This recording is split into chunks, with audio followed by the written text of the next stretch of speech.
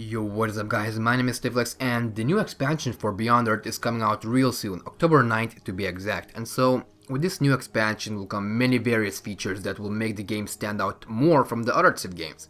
The main problems with Beyond Earth was that it was a reskin of Civ 5, a total mod if you will. Anyways, there are plenty of features to talk about, but for starters, in this video, I'm going to be talking about the new factions. There will be 4 new factions. Civ 5 has 43 factions at the moment, and they can add another 200 if they wanted, so Beyond Earth can make even more if they want to. There are plenty of possibilities because it's not countries they make, but companies. I can honestly say that I'm very disappointed, again, like I was at the release. You just can't have 20 factions in a huge map anymore. We'll have to wait for another 10 DLCs, sadly. But enough of my opinion, let's get into the factions. The first one is called the Al-Falan, nomad explorers descend from wealthy and resilient Middle Eastern states that possess a rich cultural and commercial heritage. Their capital is called ARD, and their unique attribute is quite strange, it's bonuses to city processes, whatever the fuck that means. I believe it's more production gold and so forth.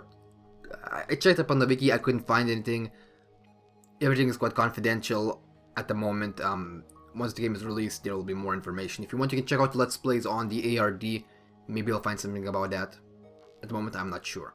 Next, there's the North Sea Alliance, or for short, the NSA. Their capital city is Deep Castle, and their unique attribute is aquatic cities. They have 50% more combat strength and cost 50% less to move. And they can also make planetfall in sea, which means when you first choose where to place your capital, you can choose to land into sea. I believe all vanilla factions will be unable to do this, everyone else will have to place them on land, while this and another faction will be able to do this on sea and land. So that's a very good feature.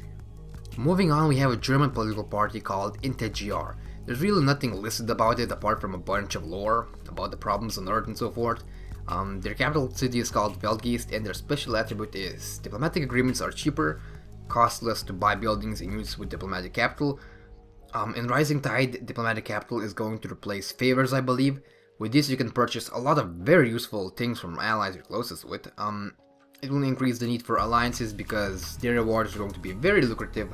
So this faction would most likely want to be friends with like the majority of the factions, which is quite impossible to do with Affinity. So this will be a very difficult faction to play with, considering that I don't really like people. I just like to conquer them, which basically means domination is my favorite victory, so this is not a faction for me.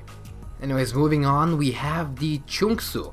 Their leader is Han Jamun. I'm not really sure if I pronounced it correctly, but Chungsu is a faction based on the Korean peninsula that controls the Korean army, foreign affairs, and financial systems. They have built various underwater annexes throughout the ocean.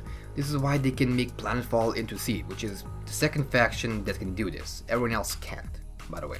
The special attribute is that they start with 1 free covert agent, and each successful operation in a foreign city grants them 10 science per agent rank.